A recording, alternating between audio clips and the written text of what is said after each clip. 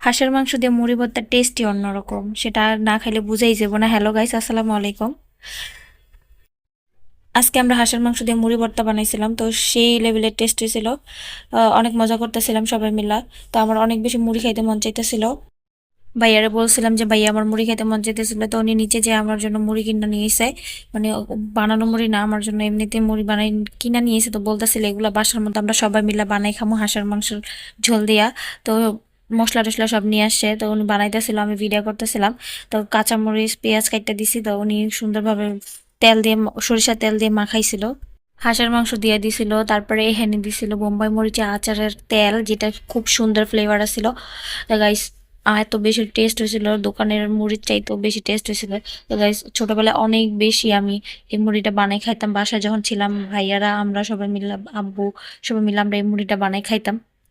আমার এখানে গ্রামের কথা মনে পড়ে যাইতেছে, কারণ যখন সন্ধ্যা হইতো, সন্ধ্যা হইলেই আমরা চটপটি খাইতে, ঝালমুড়ি খাইতে পাশে যে দোকান ছিল ওখানে চলে যেতাম।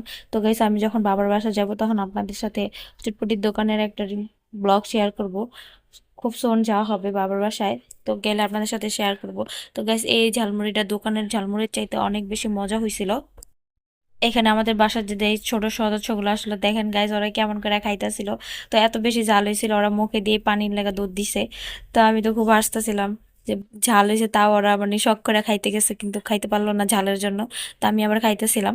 তো এখানে নিয়ে আপনাদের একটু দেখাইতেছিলাম যে দেখেন আমিও খাইতেছি। মুড়িটার কালারটা অনেক সুন্দর হয়েছিল। আসলে আল্লাহ উত্তম পরিকল্পনাকারী এবং রিজিক দাতা। তো উনি কই থেকে যে আমাদের জন্য রিজিক নিয়ে আসবে আসলে আমরা কেউ বলতে পারি না। যখন যেটা খাইতে মন চায় কেমনে জানি চোখের সামনে হাজির হয়ে যায়, বুঝি না কোনো কিছু। তো আল্লাহই সবকিছুর মালিক।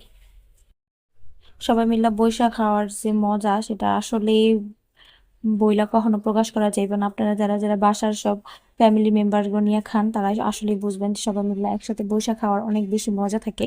তো একটা জিনিস এক প্লেটের মধ্যে খাওয়া, এটা যদিও সুন্নাত, তারপরেও এটা খাওয়া অনেক বেশি সুন্নাতের মধ্যে আসলে শান্তি আছে। যেমন এটার মধ্যে অনেক বেশি শান্তি পাইছি আমি কালকে। তো সবাই আমাদের জন্য অনেক বেশি দোয়া করবেন। তো দেখেন গাইস, এখানে ছোট সদস্যরা, মানে ও মুড়ির মধ্যে এত ঝাল ছিল দেখা সাদা মুড়ি নিতাছিল খাওয়ার লেগা। তা আমি তো হাসতেছিলাম অনেক বেশি। বেচারিরা ঝাল দেখা খাইতে পারতেছিল না, তো ওরা সাদা মুড়ি খাইতেছে। আমি তো এক হাত দিয়ে ভিডিও করতেছিলাম আর ইচ্ছা মতো খাইতেছিলাম, কারণ আমার তো অনেক মজা লাগছে। আর যেহেতু খাইতে ইচ্ছা করতে, তা তো বুঝতেছে নিজে কি লেভেলের খাওয়া খাইতেছিলাম গাইস। সেই লেভেলের খাওয়া খাইতেছি যে নিতেছিলাম আবারও আমি হাত দিয়া নিয়া, মানে মরিচ গুলা সব বাচ্চা বাচ্চা নিতেছিলাম। আমি মরিচ যদি আমার ঝাল অনেক বেশি পছন্দ। যখন আমি কলেজে ছিলাম তখন আমি অনেক বেশি ঝাল খাইতাম চটপটির মধ্যে, বা কলেজের সামনে যে মানে একটা মামা ছিল, তো ওনার থেকে অনেক বেশি ঝাল খাইতাম। তো এত বেশি মজা হয়েছে মুড়িটা, আমি তো পুরো বোলটা আমার সামনে নিয়ে নিছি, নিয়া নিয়ে তারপরে খাইতেছিলাম। কাঁচাই একদম সব খাইয়া লাইছি, কোনো কিছু রাখি নাই। যদিও আপনারা কি মনে করবেন জানি না, কিন্তু আমি সত্যি অনেক মজা করে খাইছি মুড়িগুলা। তো আপনাদের যদি ভালো লেগে থাকে তাহলে আমার চ্যানেলটাকে সাবস্ক্রাইব করে দিবেন, আর পাশে থাকবেন।